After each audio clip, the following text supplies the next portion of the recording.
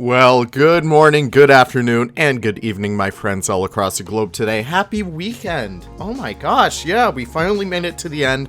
And you know what? How we're going to celebrate it? We're going to make our little bit of a Rainforest pack wish list. Yeah, so this one I was extremely excited for. This one's going to be super fun. And especially today because we have a lot of awesome animals to really get into today. Really lots of good ones to sink our teeth into. So without further ado, we're going to get started right with the animal pack. First and foremost is the Capybara. Now, of course, I know a lot of people love the Capybara. They're becoming quite popular in recent times because they're just so cute. So, of course, they're the biggest rodent on this planet. And yeah, they're just beautiful big coconut doggies, and their South American representation, which is always amazing, especially for the Rainforest pack. Now, I feel like these guys would be like the beaver of the Rainforest animal pack, kind of like how the beaver was kind of a headliner for the North American animal pack.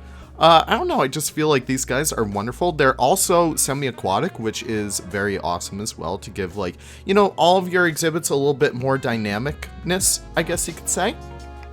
Of course, with that being said, though, the Capybara is number one, but number two, I'm gonna say the Ecuadorian Squirrel Monkey. I really do like these guys. I made the mod for them a while ago, but of course, I wasn't really the best at modding back then, but, you know, nevertheless, I would still love to see Frontier tackle some more smaller primates. You know, we've been seeing Frontier get more and more comfortable with stuff like, you know, the meerkat and the prairie dog, even the fennec fox to an extent, are all very small animals, and the Squirrel Monkey would be no exception. I very much love to see these guys. Alternatively, I would love to see the Black Howler Monkey. They'd be a very wonderful addition, plus they have this beautiful sexual dimorphism with them. They have these beautiful black and yellow coats. I don't know, I'm just a very big fan of them. So of course, moving on from there, before I move on from there, audio. Audio is a very big, important part of rainforests. And I believe that the Howler Monkey would be one of the most incredible species to have in here, along with our next choice, the Siamang. Alternatively, the White-cheeked Gibbon. But both of these animals are very interesting in the fact that the vocalizations that they make are quite astronomically amazing. Yes, so you can definitely hear them all across zoos, all across the world, really. I know when I went up to York's Wild Kingdom, you could definitely hear the gibbons from all the way across the park. It's just very wonderful to have these guys in your zoos. It really helps it feel a lot more like a solidified zoological park in a sense.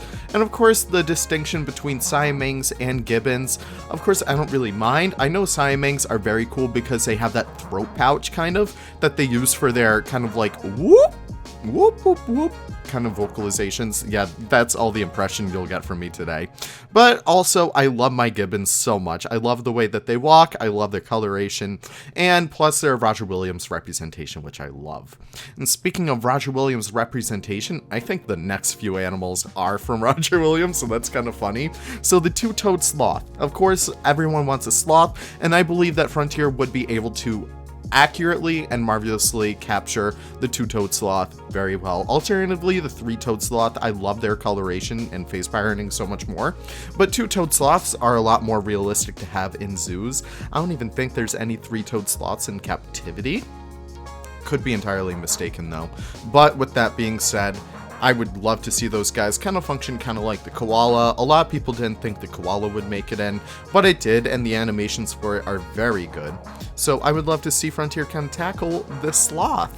With that being said, though, I would love to also see a red river hog. Now, of course, I felt like, of course, the Congo has a lot of good representation, but these guys are a personal favorite of mine. They're beautiful, they're bright orange, black, white, orange, yeah, they're just all the colors, really. And they add a certain level of coloration into your, you know, typically drab, kind of brownish green environments. I would love to see the red river hog make it in specifically. You know, why not? And of course, we're going to stay in Africa for a little bit with the Nile crocodile. Now, I know these guys are more so desert animals. I know a lot of people tend to think of them as that, but they do reside along like the Congo, as well as some tropical environments. So the Nile crocodile would be a very interesting addition. Alternatively, the Tomastoma, otherwise known as the false gharial, that'd be a very cool addition as well. More Southeast Asian representation. I know we just got a Southeast Asia pack, but these guys would still be very cool nonetheless.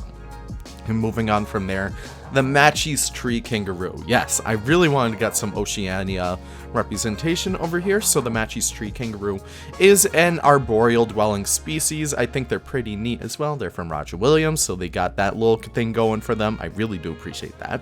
And I don't know, they're just a very beautiful tree kangaroo species. And the more arboreal animals, the better, especially for a rainforest pack like this, because rainforests do consist of some very tall trees, and getting a lot more not volumetric, but a lot more dynamic animals that can, you know, climb up trees and do stuff like that. I feel like that'd be extremely important to kind of capture within an animal pack like this.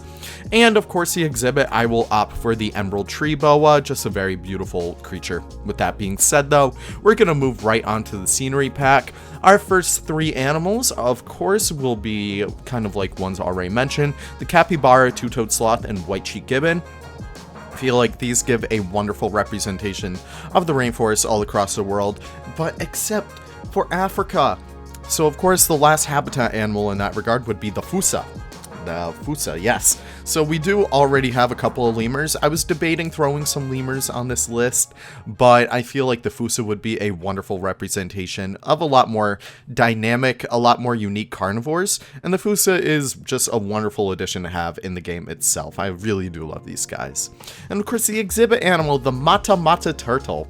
I don't know if you guys have ever seen these. I'm going to throw a picture of them right across the board right now, but these guys are really cool. I love their flat heads. They're just really cool. I actually think they're cooler than snapping turtles just because, I don't know, they have a funnier name, they look more badass. I just really do love these guys.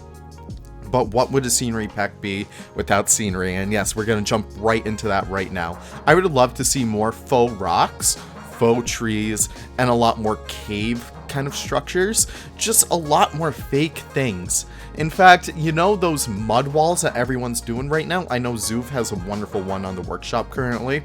I would love to see a lot more of those be incorporated within the game, especially for a rainforest pack where you get like these very dynamic rivers and stuff. I would love to see official like riverbank pieces get implemented. I don't know, how do you guys feel about that? Of course, I would also love to see a lot more foliage representation from all across the world. Even Rafflesalias, I would love to see. Those would be absolutely wonderful to have. But, of course, with that being said, that's pretty much all I have for the Rainforest pack. I know there are so many more animals that I could have put in here, but these are, of course, just my personal favorites. Definitely do let me know what you guys have in mind. I love seeing your list right down below.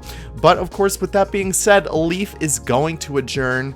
I really do thank you guys for sticking by me through all this time. I really do appreciate you guys checking this video out, and I cannot wait to see you guys in the next one.